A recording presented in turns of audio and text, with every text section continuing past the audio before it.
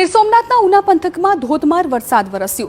ગાંગડા, સનખડા સહિતના ગામોમાં ભારે વરસાદ। નાના સિમઢિયાળા ગામથી પસાર થતી માલણ નદીમાં પૂર આવ્યું। નાના સમઢિયાળા ગામના રસ્તા પર પાણી ફરી વળ્યા છે।